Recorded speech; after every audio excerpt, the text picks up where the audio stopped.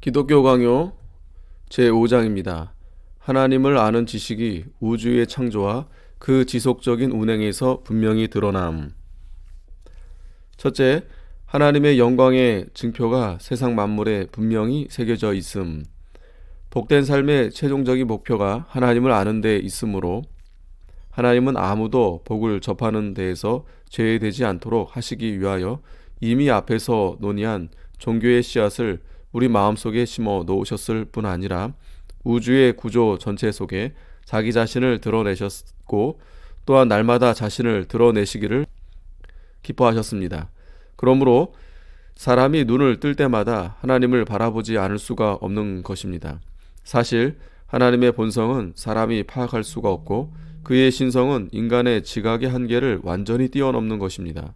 그러나 하나님께서 그의 지으신 만물들 속에 자신의 영광의 흔적들을 확실하고도 분명하게 새겨 놓으셨으므로 전혀 무지하고 어리석은 사람들조차도 무지를 핑계 삼을 수가 없는 것입니다. 그러므로 시편 기자는 아주 적절하게 주께서 옷을 입음같이 빛을 입으셨다고 외치고 있습니다. 이것은 마치 이런 뜻과도 같습니다.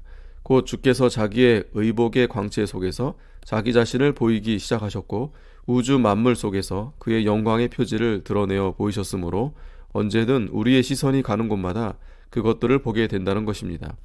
같은 곳에서 시편 기자는 또한 하늘을 하나님의 휘장에 비유하여 표현하면서 물에 자기 누각의 들보를 얹으시며 구름으로 자기 수레를 삼으시고 바람 날개로 다니시며 바람을 자기 사신으로 삼으시고 불꽃으로 자기 사역자를 삼으신다고 말씀합니다. 그리고 그의 권능과 지혜의 영광이 위에서 더 밝게 빛나므로 하늘을 가리켜 그의 궁궐이라고 부르기도 합니다. 그러나 어느 곳을 바라보든지 하나님의 영광의 작은 불빛이라도 눈에 띄기 마련입니다. 그것을 보지 못하는 곳은 우주 내에 아무데도 없습니다. 이 지극히 광대하고 아름다운 우주의 체계를 흘낏 보기만 해도 우리는 그 찬란한 광의의 그 무한한 힘에 완전히 압도되고 마는 것입니다. 그러므로 히브리서 기자는 우주를 가리켜 보이지 않는 것들이 나타난 것이라고 멋지게 묘사하는 것입니다. 곧 우주의 그 세련된 구조가 일종의 거울의 역할을 하여 보이지 아니하시는 하나님을 그 속에서 바라보게 된다는 것입니다.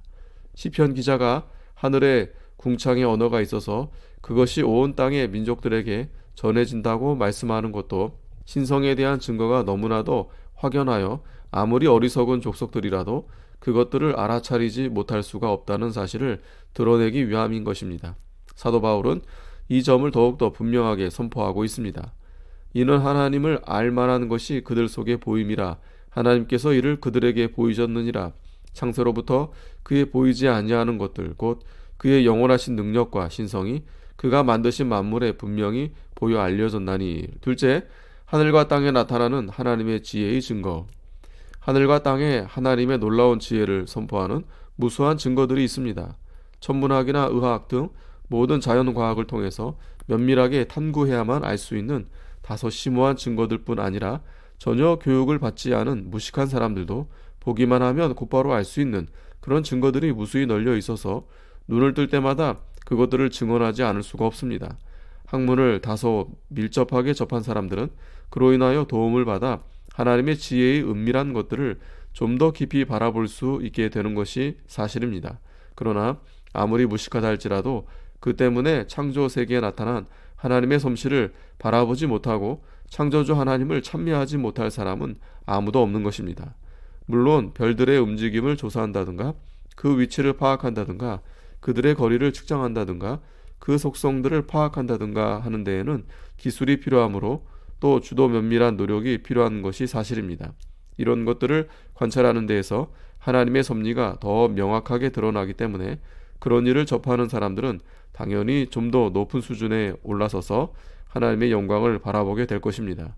그러나 그냥 눈으로 보는 것 이외에는 아무런 교육도 받지 않은 보통 사람들도 하나님의 솜씨의 탁월함을 놓칠 수가 없습니다.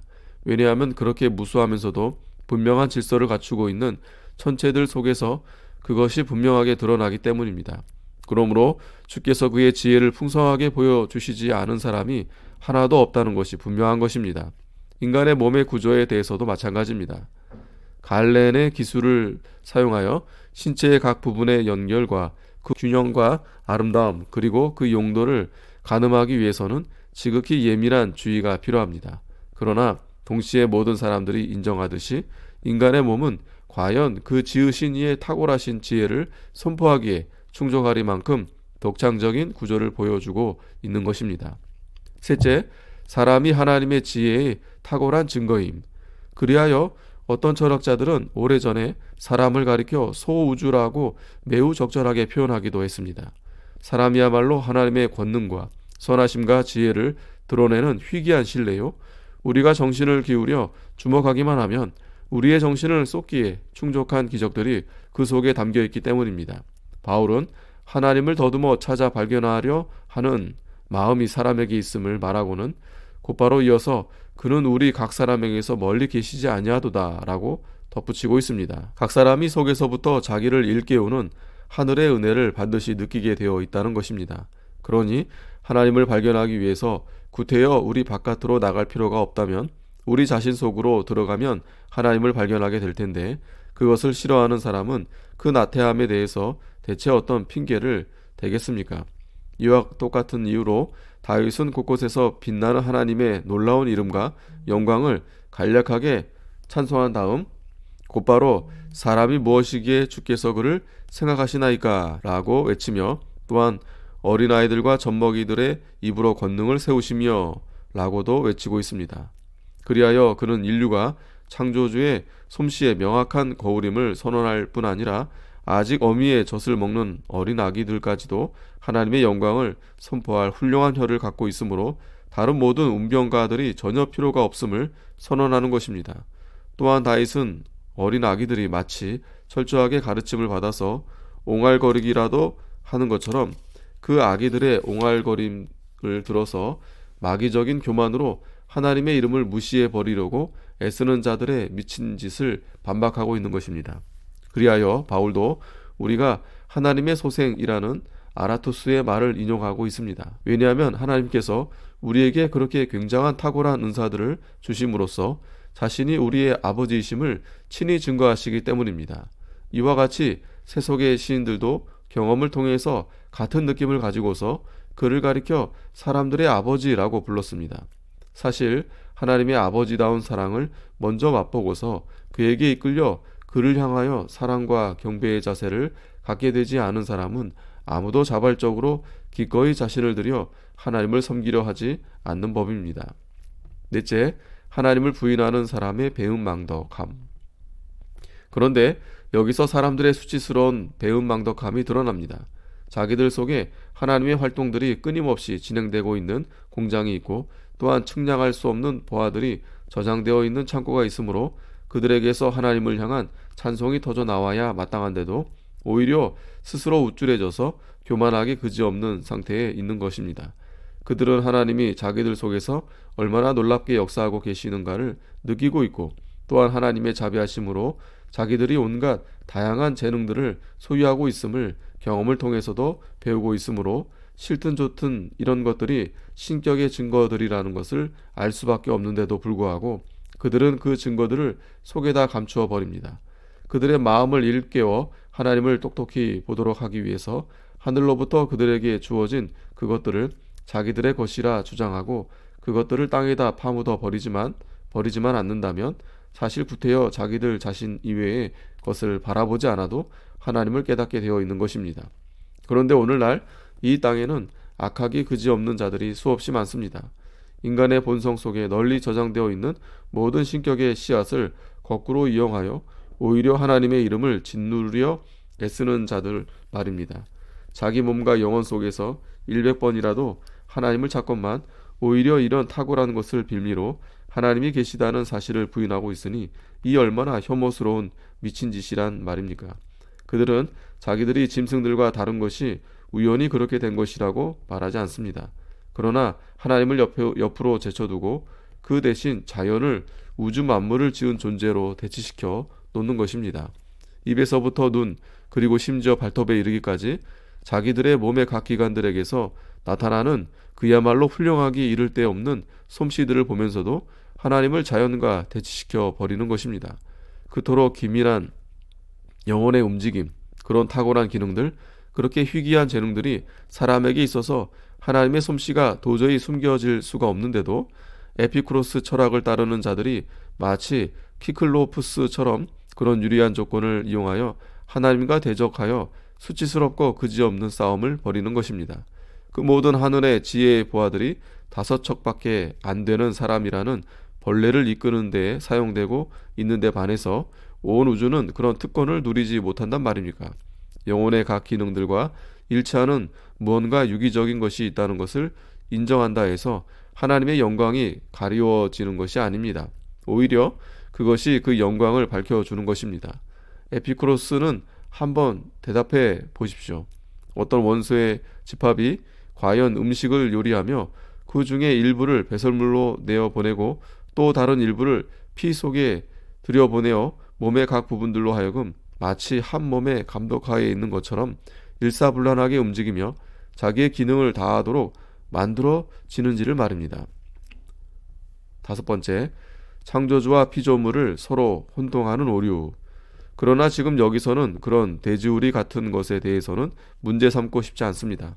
여기서 내가 상대하고자 하는 것은 바로 아리스토텔레스의 냉담한 가르침에 이끌려서 영혼의 불멸을 파괴시키고 또한 하나님의 권리를 빼앗는 쪽으로 기우는 어리석은 자들입니다.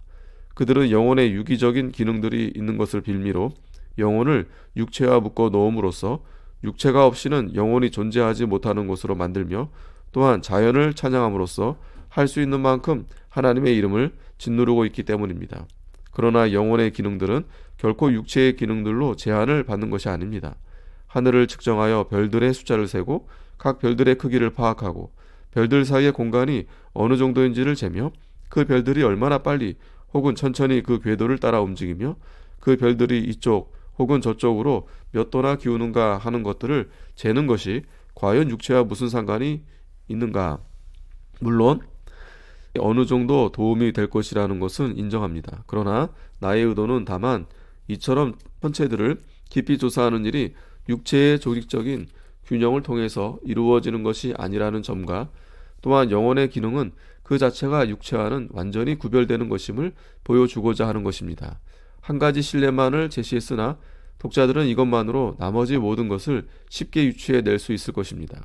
하늘과 땅을 관찰하며 과거와 미래를 연결시키고 오래전에 들은 것을 기억 속에 두며 또한 무엇이든 원하는 것을 머릿속에 그리는 등 여러 가지 방면에서 영혼의 영민함이 나타납니다. 뿐만 아니라 놀라운 것들을 발견해내고 굉장한 것들을 고안해내는 기술에서도 똑같은 점을 보게 되는데 이 모든 것들은 사람 속에 심겨져 있는 신적인 지혜를 보여주는 움직임일 수 없는 증표들인 것입니다. 사람이 잠을 자는 동안 영혼이 그저 이리저리 떠돌기만 하지 않고 여러 가지 유용한 것들을 생각해내며 여러 가지 것들에 대해서 궁리하며 심지어 미래에 대해서 예측하기까지 하는 까닭은 어디에 있습니까? 이런 점들이 사람 속에 심겨져 있는 불멸성의 증표들이 사라질 수 없다는 증거가 아니고 무엇이겠습니까? 그러니 사람에게 신적인 역사가 있음을 믿으면서도 자신의 창조주를 인정하지 않을 이유가 대체 어디 있단 말입니까? 우리에게 주어진 판단력으로 옳고 그름을 분간하면서도 하늘의 판단자가 계시다는 것을 인정하지 않는다면 그것이 과연 가당한 일이겠습니까? 잠잘 때조차도 지적인 능력의 잔재가 남아 있는 것을 보면서도 어찌 하나님이 계속해서 세상을 살피시고 다스리신다는 것을 인정하지 않을 수가 있겠습니까? 우리에게 그렇게 놀라운 재능들이 있는 것이 다른 근원에서 비롯된 것이라는 것을 경험으로 충분히 알고 있는데도 불구하고 그렇게 많은 기술들과 유용한 것들을 고안한 것이 바로 우리 자신이라고 생각하면서 어찌 하나님께 드려야 마땅한 찬송을 그에게서 사치할 수가 있단 말입니까? 더 나아가서 어떤 이들은 온 우주 전체에 생명을 주는 비밀한 영감에 대해 떠들기도 하지만 그들의 말하는 내용이 어리석기 그지없고 동시에 지극히 불경스럽기까지 합니다. 그런 사람들은 베르길리우스의 다음과 같은 구절을 칭송해 마지 않습니다. 무엇보다 먼저 알아라. 하늘과 땅, 그리고 흐르는 물, 그리고 빛나는 별과 찬란한 광명체들에게 똑같이 하나의 영혼이 영감을 주며 전체의 생기를 불어넣는다는 것을 이 정신이 모든 공간에 불어넣어져 그 거대한 덩어리를 하나로 묶어 뒤섞나니 사람들과 짐승들이 공중의 새들과 바다의 괴물들이 거기서 생기를 얻는도다. 영묘한 능력이 모든 것들 속에 똑같이 있으며 모든 영혼이 똑같은 불꽃으로 가득하도다. 하나님의 영광을 드러내기 위하여 지음바된 우주가 마치 그 자신의 창조주라도 되는 것처럼 말하고 있지 않습니까? 이 시인은 또 다른 곳에서 헬라인들과 라틴 사람들에게 공통적으로 나타나는 생각을 그대로 표현하고 있습니다. 어떤 지혜자들은 신의 한 부분이 하늘의 정신이 꿀벌에게 있다고 가르쳤으니 이는 신이 하늘과 땅, 바다의 만물에 두루 퍼져 나아가미로다. 각기 날 때부터 그에게 모든 존재를 나누어 받고 사람과 각색 짐승이 생명의 기운을 받으며 땅의 사슬에서 노임을 받아 또 다시 그에게로 돌아가고 거기서부터 날아 다시 돋아나 신 속에서 안식을 누리며 무덤을 우습게 여기고 썩음을 두려워하지 않고 높은 하늘에 거하며 별들의 길에 들어서도다.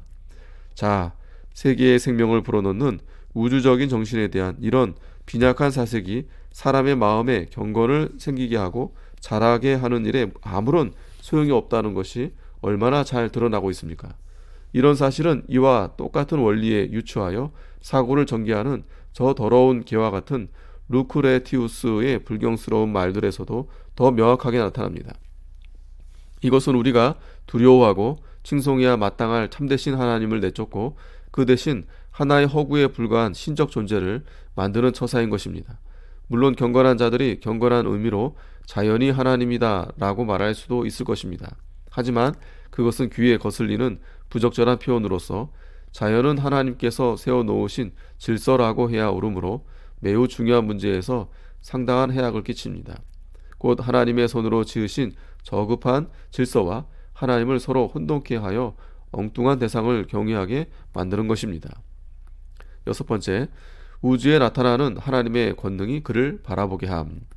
그러므로 우리는 각자 자기 자신의 본성을 바라볼 때마다 모든 자연 만물을 다스리시는 한 분 하나님이 계셔서 우리가 그를 바라보기를, 우리의 믿음을 그에게로 향하게 하기를, 그리고 그를 부르며 그에게 경배하기를 원하신다는 것을 기억해야 할 것입니다. 우리 속에 신적인 임재를 증명해주는 훌륭한 재능들이 있어서 그것들을 몸소 누리고 있으면서도 그것들을 우리에게 주시는 그 본래의 주인을 무시하는 것보다 더 터무니없는 짓은 없는 것입니다. 하나님의 권능이 그토록 명확하게 드러나므로 우리가 하나님을 바라보게 되지 않을 수가 없는 것입니다. 저 광대한 하늘과 땅을 말씀으로 유지하시는 것이 때로는 천둥으로 하늘을 뒤흔드시고 번개로 모든 것을 태우시고 대기를 화염으로 가득하게도 하시며 때로는 온갖 폭풍으로 어지럽게 하시다가도 곧바로 언제 그랬냐는 듯이 고요하게도 하시며 때로는 격렬한 풍랑을 일으켜 파도가 땅을 삼켜버릴 것처럼 밀려오게도 하시다가도 다시 풍랑을 가라앉히시고 파도가 잠잠하게 하시는 것이 과연 누구의 능력인지를 전혀 모르는 채 하지만 않는다면 우리는 반드시 그렇게 그를 바라보게 되어 있는 것입니다. 욥기와 이사야서 등 성경 전체에서 접하게 되는 자연에 관한 증언들에서 이와 관련한 하나님의 권능에 대한 찬송들을 보게 됩니다. 그러나 이 문제는 나중에 우주의 창조에 관하여 성경을 근거로 논의할 때 다루는 것이 더 적절할 것이므로 여기서는 그냥 지나치기로 합니다. 여기서 지적하고자 하는 것은 다만 이런 방식으로 하늘에서나 땅에서 신적인 모습을 추적하여 하나님을 찾고자 하는 것이 외인들에게나 하나님의 권속들에게나 공통적인 현상이라는 사실입니다. 우리는 이러한 하나님의 권능에 이끌려서 자연히 그의 영원성을 생각하게 됩니다. 왜냐하면 다른 모든 만물들을 있게 하신 그분은 반드시 스스로 존재하며 영원하셔야만 하기 때문입니다. 더 나아가서 그가 어느 시점에서 이 모든 만물들을 창조하게 되셨고 또한 지금도 그것들을 보존하고 계시는 원인을 찾는다면 우리는 그것이 오직 그의 선하심에 있다는 것을 깨닫게 될 것입니다. 그러나 이것이 유일한 원인이기는 하지만 동시에 우리는 하나님의 사랑에로 이끌림을 받지 않을 수가 없습니다.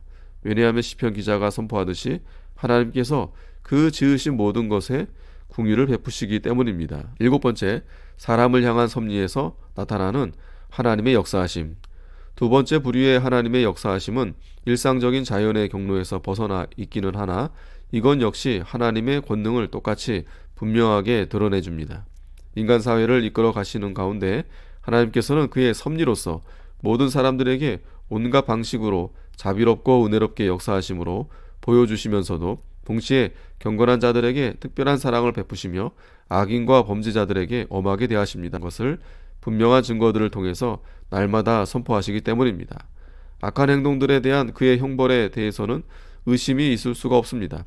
하나님은 선한 사람들의 삶을 복으로 번성케 하시며 그들의 고통을 가라앉히시며 그들의 재난을 가볍게 하시고 모든 일에 그들에게 구원을 베푸심으로 자신이 친히 무죄한 자를 보호하시고 갚으시는 분이심을 분명히 보여주십니다. 물론 악인들과 범죄자들이 한동안 벌을 받지 않은 채 의기양양해 있도록 허용하시는가 하면 동시에 의로운 자들에게 갖가지 환난을 허락하셔서 이리저리 흔들리도록 하시고 심지어 불경건한 자들의 악행과 불의로 인하여 괴로움을 당하게 하기도 하시지만 이렇다 할지라도 하나님의 변함없는 의로우심은 결코 흐려지지 않는 것입니다. 우리로서는 오히려 그것과는 전혀 다른 생각을 가져야 마땅할 것입니다. 곧 그가 한 가지 죄를 벌하심으로써 그것에 대한 진노를 분명하게 보여주신다면 그것은 그가 모든 죄를 미워하신다는 것이요, 또한 수많은 죄들을 벌하지 않고 내버려 두신다면 그것은 곧 아직 벌하지 않으신 그 죄들에 대하여 또 다른 심판이 기다리고 있다는 뜻이라는 식으로 생각해야 한다는 말입니다. 뿐만 아니라 비참한 죄인들을 향하여 끊임없이 자비를 베푸셔서 결국 그들로 하여금 부성애보다 더한 사랑을 깨우치게 하셔서 그들의 사악함을 깨뜨리시는 경우가 많으니 이 얼마나 풍성하신 하나님의 궁휼하심 아니겠습니까? 8번째, 인간의 삶을 주관하시는 하나님의 역사하심. 이를 위하여 시편 기자는 구원의 소망이 없이 거의 잃어버린 바 된 상태에 있는 불쌍한 자들을 그 절박한 처지에서 갑자기 놀랍게 구원하시는 하나님의 역사하심을 거론하고 있습니다. 하나님께서는 사막을 헤매는 자들을 맹수들에게서 보호하시고 결국 그들을 바른 길로 인도하시며 핍절하여 굶주리는 사람들에게 양식을 공급하시며 감옥에 갇힌 자들을 그 참혹한 감옥과 쇠사슬에서 자유케 하시며 바다에서 파선을 당한 자들을 구원하셔서 폭우로 안전하게 돌아오도록 하시며 거의 죽은 자들을 질병에서 고쳐주시고 열기와 메마름으로 땅을 태우시고 혹은 은밀한 가운데 은혜로 물을 주셔서 땅을 비옥하게 하시며 비천한 자들을 높이시고 높은 자들을 그 높은 위엄의 자리에서 내어 던지신다는 사실을 말씀합니다. 시편 기자는 이런 식으로 신뢰를 들어서 사람의 생각에는 우연히 일어나는 것으로 여겨지는 그런 갖가지 일들이 하나님의 섭리의 증거들이요 아버지 하나님의 자비하심의 증거들임을 보여주고 있습니다. 그러므로 경건한 자들로서는 마땅히 기뻐하고 즐거워해야 하며 사악한 자들과 버림받은 자들로서는 입을 봉할 수밖에 없는 것입니다. 그러나 대부분의 사람들이 자기들의 오류 속에 파묻혀서 이 찬란한 광경에 대해 눈먼 상태에 있으므로 시편 기자는 이러한 하나님의 역사하심을 지혜롭게 간파하는 것이야말로 아주 드문 특별한 지혜임을 외치고 있는 것입니다. 과연 수많은 사람들이 다른 면에서는 아주 예리한 시각을 갖고 있으면서도 그것을 깨닫는 시각이 없기 때문에 그것을 보면서도 전혀 유익을 얻지 못하는 것이 현실입니다. 하나님의 영광이 그토록 찬란하게 비치고 있건만 그것을 진정으로 바라보는 사람은 100사람 중 하나도 되지 못하는 것입니다. 그러나 하나님의 권능이나 그의 지혜는 결코 어둠 속에서 감추어져 있는 것이 아닙니다. 도저히 어찌할 수 없을 것처럼 보이는 악인의 격렬한 분노가 한순간에 무너져 내리고 그들의 오만함이 사라지고 강력하기 그지없던 그들의 요새들이 파괴되어 버리고 그들의 병기들이 산산조각 나고 그들의 힘이 꺾이고 그들의 책략이 수포로 돌아가 버리고 하늘을 찌르는 것처럼 날을 뛰던 그들의 오만함이 땅바닥에 떨어지는 데서 하나님의 권능이 여실히 드러납니다. 그리고 반대로 가난한 자들이 먼지 더미에서 일어나며 궁핍한 자들이 거름 더미에서 일어나는 데에서도 눌리고 억압당하는 자들이 그 극한 환난에서 구원함을 받는 데에서도 절망 가운데 있는 자들이 선한 소망을 회복하는 데에서도 힘없이 연약한 자들이 막강한 힘을 자랑하는 자들에게서 승리를 탈취하는 데에서도 똑같이 하나님의 권능이 드러나는 것입니다. 뿐만 아니라 모든 것을 가장 적절한 시기에 공급하셔서 간교한 세상의 지혜자들을 혼란스럽게 하시는 데에서도 또한 지혜 있는 자들로 하여금 자기 꾀에 빠지게 하시는 데에서도 하나님의 지혜의 탁월함이 나타납니다. 요컨대 하나님께서는 가장 좋은 방식으로 처리하지 않으시는 것이 하나도 없는 것입니다. 아홉 번째, 하나님을 아는 지식에 이르는 올바른 길. 하나님의 위엄을 밝히고 입증해주는 증거들을 제시하기 위하여 구태여 길게 수고스럽게 논지를 전개할 필요가 없습니다. 하나님의 위엄이 눈으로 관찰하고 손가락을 만져볼 수 있을 만큼 분명하게 드러나 있다는 것을 우리가 앞에서 임의로 제시한 몇 가지 실례를 통해서 확실하게 알 수 있기 때문입니다. 여기서 또다시 우리가 명심해야 할 것은 우리가 가져야 할 하나님을 아는 지식은 그저 헛된 사색을 만족시켜주며 머리에만 합당한 그런 지식이 아니라 정당하게 받아 마음에 뿌리를 내려서 열매를 맺게 되는 그런 지식이라는 점입니다. 주께서는 그의 권능으로 자신을 드러내시며 우리는 우리들 속에서 그 힘을 느끼며 그 은혜를 누리고 있습니다. 그러므로 하나님을 아는 참된 지식이 있는 경우에는 혹시 아무런 지각도 오지 않는 그런 하나님을 상상하는 경우보다도 그 지식에 의해서 훨씬 더 깊은 영향을 받기 마련인 것입니다. 따라서 하나님을 찾아가는 가장 온전한 방법이요 또한 가장 적절한 순서는 대담한 호기심으로 하나님의 본질에까지 뚫고 들어가 조사하기를 시도하는 것이 아니라 하나님의 본질은 세심하게 탐구할 대상이 아니라 찬송하여야 할 대상입니다. 그가 친히 우리에게 가까이 친근하게 다가오시고 또한 어떤 점에서 자기를 전하시는 바 그의 역사하심 속에서 그를 바라보는 것입니다. 하나님께서 그의 임재하심의 능력으로 우리들 각자의 속에 거하심으로 우리가 그를 멀리서 찾을 필요가 없다는 사도의 말씀이 바로 이를 두고 하는 말씀인 것입니다. 그렇기 때문에 다윗은 먼저 하나님의 말할 수 없는 위대하심을 고백한 다음 시편 그의 역사하시는 일들을 계속해서 언급하면서 하나님의 위대하심을 자기가 선포할 것임을 말하고 있는 것입니다. 그러므로 우리로서는 이와 같은 방향으로 하나님을 찾기를 계속하는 것이 합당한 일입니다. 이렇게 하나님을 찾아갈 때 우리의 영혼이 경의 속에 잠기게 되고 또한 동시에 우리의 깊은 곳에서부터 감동이 일어나게 될 것입니다. 아우구스티누스가 다른 곳에서 가르치듯이 우리로서는 하나님을 파악할 수가 없고 말하자면 그의 위대하심에 완전히 압도당할 수밖에 없으므로 하나님의 역사하시는 일들을 바라보며 그의 선하심으로 우리 자신들을 새롭게 하는 것이 우리가 취해야 할 길인 것입니다. 열 번째, 하나님을 아는 지식의 목적. 또한 우리는 이렇게 해서 얻어지는 지식을 통해서 자극을 받아 하나님을 예배하도록 되어야 하며 동시에 그 지식으로 말미암아 일깨움을 받고 격려를 받아 미래의 생명에 대하여 소망을 갖게 되어야 마땅할 것입니다. 그러나 동시에 하나님께서 우리에게 보여주시는 그의 너그러우심과 그의 지엄하심에 대한 신뢰들이 아직 미숙하고 불완전한 것들이기 때문에 우리로서는 이것들이 더 큰 것들의 서막에 불과하며 내세에 가서 비로소 그것들이 완전히 드러나게 된다는 사실을 생각해야 합니다. 경건한 자들이 불경건한 자들에게서 온갖 혼란을 당하며 부당한 행위로 해를 입고 갖은 중상모략에 시달리고 모욕과 멸시로 상처를 입는 것을 보는가 하면 그 반대로 악인들이 번영을 구가하고 번창하며 형벌을 받지도 않고 위세를 떨치는 것을 보게 되는데 이로써 우리는 불법이 그에 합당한 형벌을 받게 되고 의가 그 상급을 받게 될 내세가 반드시 있을 것이라고 결론을 내리지 않을 수가 없습니다. 그리고 더 나아가서 신자들이 주의 막대기로 채찍을 맞는 경우가 많은 것을 보므로 언젠가는 악인들이 그보다 더한 채찍을 맞게 될 것임을 확신하게 되는 것입니다. 아우구스티누스는 다음과 같은 유명한 진술을 남기고 있습니다.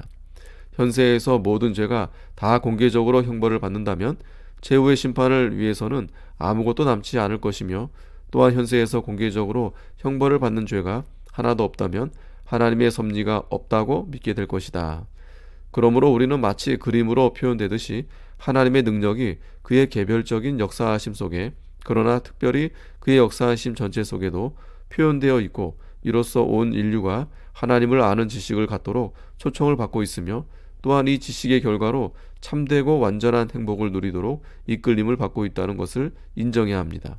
그러나 이처럼 그 능력들이 그의 역사하심 속에 지극히 분명하게 나타나고 있으나 그 능력들의 실질적인 목적과 가치를 깨달을 수 있는 유일한 수단은 바로 우리 자신 속으로 내려가서 주께서 과연 어떻게 그의 생명과 지혜와 능력을 드러내시며 또한 그의 의와 선하심과 자비를 행하시는가를 깊이 생각하는 것밖에는 없는 것입니다. 다윗은 인류를 다스리시는 데에서 나타나는 하나님의 깊으신 경륜을 생각하지 못하는 불신자들의 어리석음을 올바로 탄식하고 있습니다. 그러나 다윗은 다른 곳에서 하나님의 놀라운 지혜가 여기서 우리의 머리털보다 더 풍성하다고 말하는데, 이 말씀도 지극히 참된 것입니다. 그러나 이 문제에 대해서는 다음에 좀 더 상세히 다룰 것이므로 여기서는 그냥 지나가기로 합니다. 11번째, 세상에 나타나 있는 하나님에 대한 증거가 사람에게 유익이 없음. 주께서 자기 자신과 자기의 영구한 나라를 그의 역사하심의 거울 속에 그렇게도 명확하게 표현하고 계신데도 불구하고 우리는 너무나도 우둔하여 그 분명한 증거들에 대해서 갈수록 무디어지고, 그리하여 그 증거들이 아무런 유익을 주지 못하고 그냥 흘러가고 있는 것입니다. 우주의 아름답기 그지없는 구조와 질서만 하더라도 눈을 들어 하늘을 바라보거나 땅의 곳곳을 바라보면서 창조주를 기억하는 대로 마음을 돌리는 사람이 대체 우리 중에 몇 명이나 되겠습니까? 모두들 오히려 그것들을 지으신 주인을 무시하며 그가 해놓으신 일들을 그저 나태하게 바라보고 있지 않습니까? 또한 일상적인 자연의 과정 바깥에서 날마다 일어나는 사건들의 경우에도 대부분 그저 맹목적이고 분별 없는 운명에 사람들이 휘몰리고 있다는 식으로만 생각하지, 하나님의 섭리로 다스림을 받고 있다고 생각하는 사람이 과연 몇 명이나 되겠습니까? 때로는 이런 일들에게 이끌림을 받아 하나님을 바라보게 되는 일도 있습니다. 사실 모든 사람들이 다 이따금씩 그런 일을 체험합니다. 그러나 신격에 대한 어렴풋한 생각을 급하게 갖고 나서는 곧바로 우리 육체의 경솔하고 악한 상상에 빠져 들어가서 우리의 허망함으로 하나님의 순전한 진리를 부패시키고 마는 것입니다. 이 점에 있어서는 사람들마다 양상이 다릅니다. 사람마다 각기 자기만 특별히 지니고 있는 오류가 있기 때문입니다. 그러나 유일하신 참 하나님을 괴상한 가공물과 바꾸어 놓는다는 점에서는 우리 모두가 다 똑같습니다. 비단 무식하고 야만적인 사람들뿐만 아니라 여러 가지 면에서 지극히 탁월하며 예리한 분별력을 갖춘 사람들까지도 똑같이 이 질병에 감염되어 있는 것입니다. 철학자들의 집단 전체가 이런 점에서 자기들의 어리석음과 지각 없음을 얼마나 잘 드러내는지 모릅니다. 철저하게 바보처럼 행동하는 다른 철학자들에 대해서는 굳이 이야기하지 않더라도 철학자들 가운데 가장 종교적이고 사려 깊은 플라톤까지도 자신이 고안해낸 둥근 공 속에 완전히 빠져서 헤매였던 것입니다. 사람들에게 바른 길을 제시해야 지도자들부터 이처럼 방황하고 넘어지고 있으니 그들에게서 지도를 받는 나머지 사람들은 과연 어떻겠습니까? 이와 마찬가지로 인간사가 경영되어 가는 것을 보면 하나님의 섭리가 있다는 것을 도저히 의심할 수가 없는데도 불구하고 그저 변덕스러운 운명의 장난으로 여기저기서 일들이 일어나고 있다고 믿는 것보다 실질적으로 전혀 나을 게 없는 것이 현실입니다. 우리 모두가 허망함과 오류에 이끌리는 경향이 그렇게도 심한 것입니다. 철학자들 중에 가장 뛰어나다는 사람들의 형편이 이와 같으니 하나님의 진리를 미친 듯이 욕되게 하는 무식한 일반 대중의 상태는 도저히 가늠할 수가 없을 정도인 것입니다. 12번째, 하나님을 아는 지식을 가로막는 인간의 미신과 철학. 그렇기 때문에 끝없이 더러운 오류의 진흙창이 온 땅을 가득 덮고 있는 것입니다. 각 개인의 마음이 이처럼 일종의 미로와도 같은 상태에 있기 때문에 각 민족마다 갖가지 거짓 것을 취하였을 뿐 아니라 거의 모든 사람들이 제각기 자신의 신을 갖게 된 것이 전혀 이상할 것이 없습니다. 무지와 목매함의 경솔함과 얄팍함이 합쳐져서 하나님 대신 우상이나 환영을 스스로 만들어 섬기지 않은 사람이 거의 없을 정도가 되어버린 것입니다. 마치 거대하고 풍성한 샘에서 물이 솟아 나오듯이 무수한 신들이 사람의 마음에서 만들어져 나왔는데 각 사람마다 방종이 극에 달하여 제각기 자기 마음에 맞는 대로 하나님에 대해 이런저런 그릇된 것들을 만들어낸 것입니다. 그러나 그렇다고 해서 세계가 얽혀 들어간 미신들의 목록을 여기서 제시할 필요까지는 없습니다.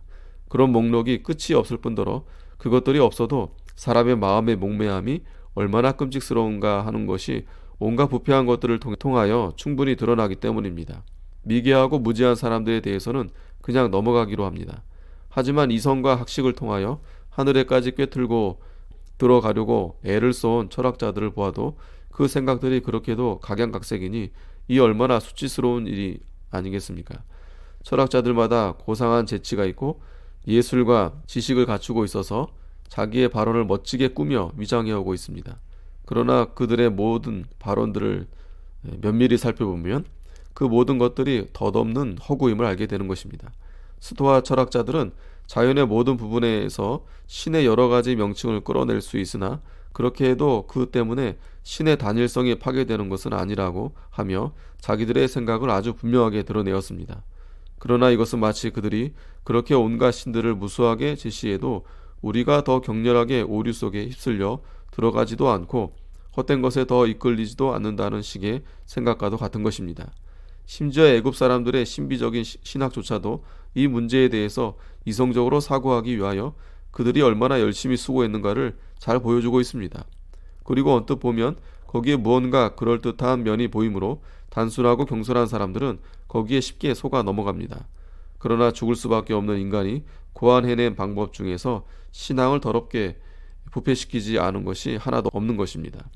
에피쿠로스 철학자들과 기타 경건을 멸시하는 어리석은 자들은 이처럼 혼란스럽도록 각양각색인 신관으로 인하여 대담해져서 하나님에 대한 모든 생각을 완전히 버리고 말았습니다.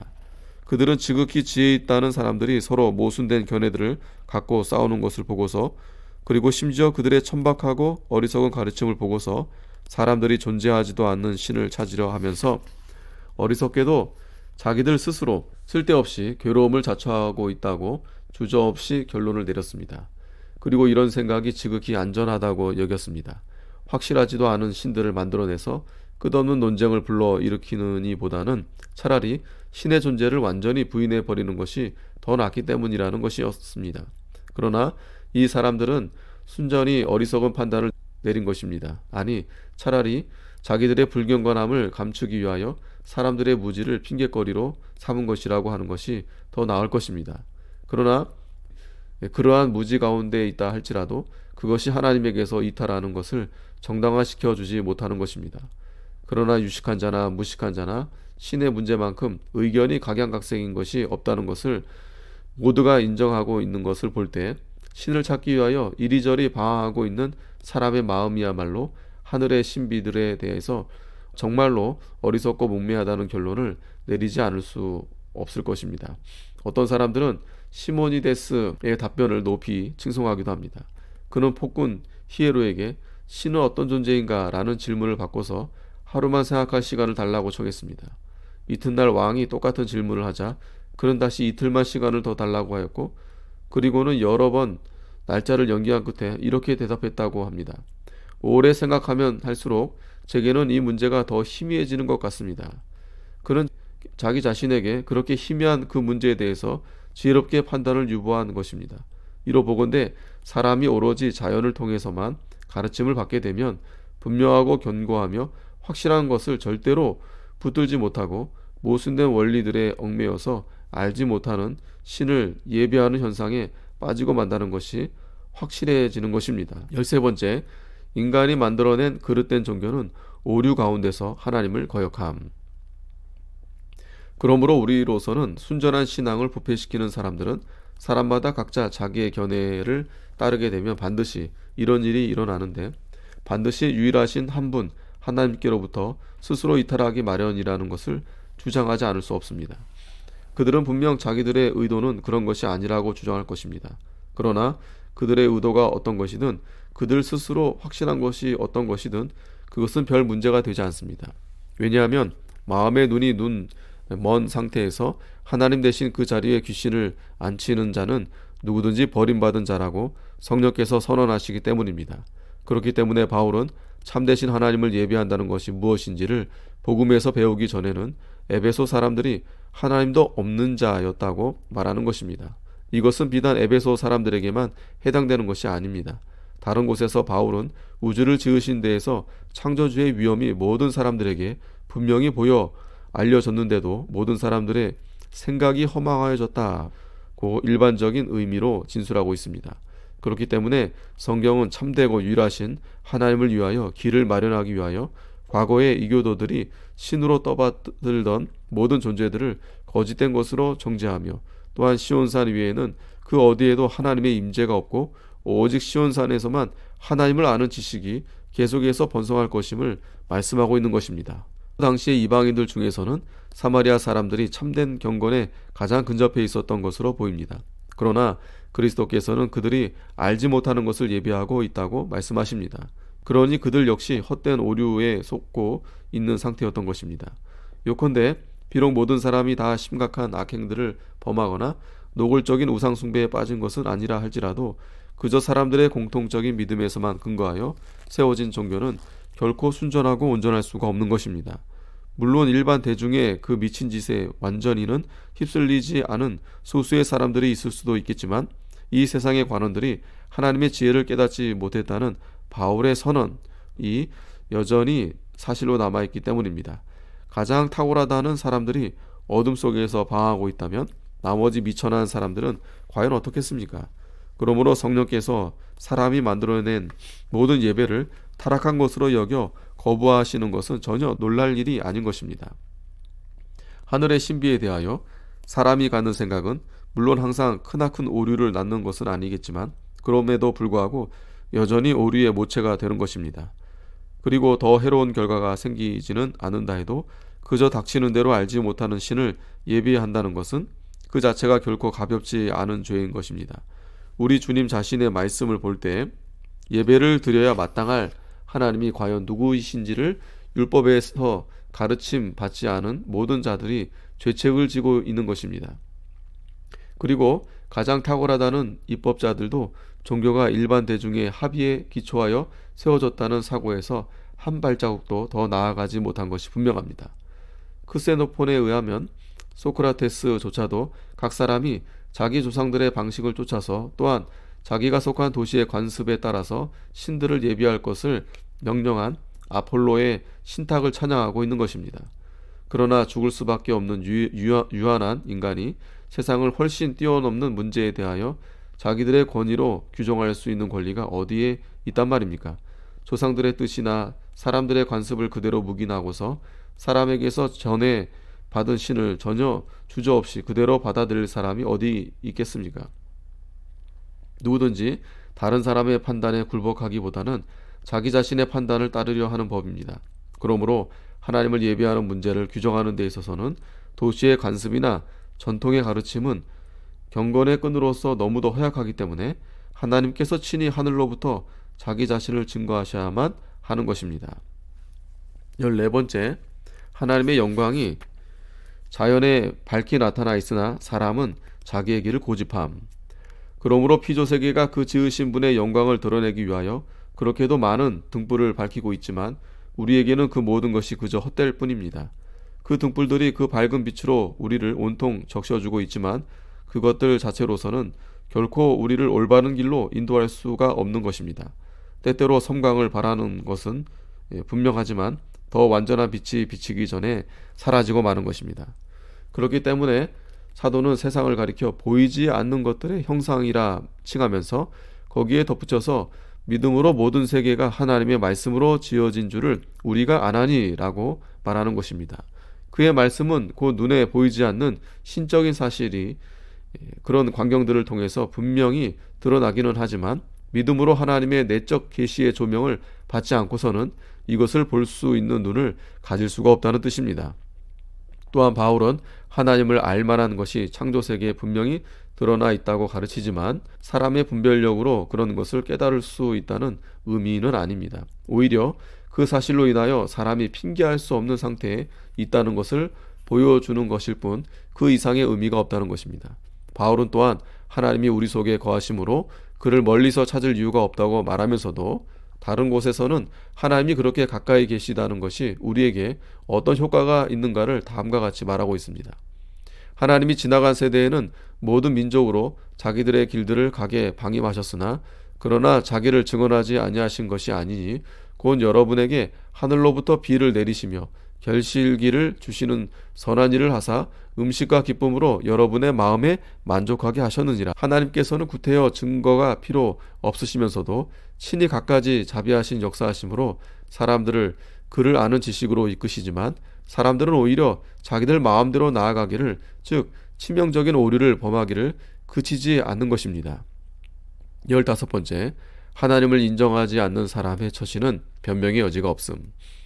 하나님을 아는 순전하고도 명백한 지식에까지 이룰 수 있는 능력이 본성적으로 우리에게 결핍되어 있기는 하지만 그 우둔함의 허물이 우리 속에 있기 때문에 도저히 핑계를 댈 수가 없습니다. 무지를 핑계로 변명한다 해도 그 순간 우리의 양심이 언제나 우리의 나태함과 배은망덕함을 책망하는 것입니다. 말없는 피조물들조차도 목소리를 높여 진리를 선포하고 있는데 사람이 그 진리를 들을 귀가 없다고 변명한다면 이 얼마나 엉뚱한 변명이겠습니까? 생각이 없는 모든 피조물들이 진리를 가르칠 수가 있는데 사람이 정신이 약하다는 것을 핑계거리로 삼는다면 그것이 과연 합당한 변명이 될 수 있겠습니까? 그러므로 모든 것이 바른 길을 지시해주는 상황에서 우리가 이리저리 헤매고 방황하고 있다면 그것은 결코 변명의 여지가 없는 것입니다. 그러나 사람이 자기 마음에 놀랍게 심겨져 있는 바 하나님을 아는 지식의 씨앗을 부패시키고 그리하여 그 씨앗이 선하고 순전한 열매를 맺지 못하게 만든 책임이 있지만 동시에 피조물들이 하나님께 영광을 돌리며 찬란하게 드러내는 그런 단순한 증언만으로는 우리가 절대로 충족한 교훈을 얻을 수 없다는 것도 지극히 사실인 것입니다. 왜냐하면 사람은 우주를 바라보면서 신적인 것을 조금 맛본 후에 곧바로 참되신 하나님을 무시해버리고 또 그 하나님 대신 우리 머리에 떠오르는 꿈과 환영들을 높이 올려세우고 전혀 참된 근원이 아닌 것들에게 의와 지혜와 선하심과 능력을 찬송하기 때문입니다. 더 나아가서 하나님께서 날마다 행하시는 역사를 악의로 판단함으로써 그 역사하심을 흐리게 하고 뒤집어 엎어서 그 영광을 탈취하며 또한 그 역사하심의 주인이신 하나님이 마땅히 받으셔야 할 찬송을 그에게서 빼앗고 있는 것입니다. 아멘.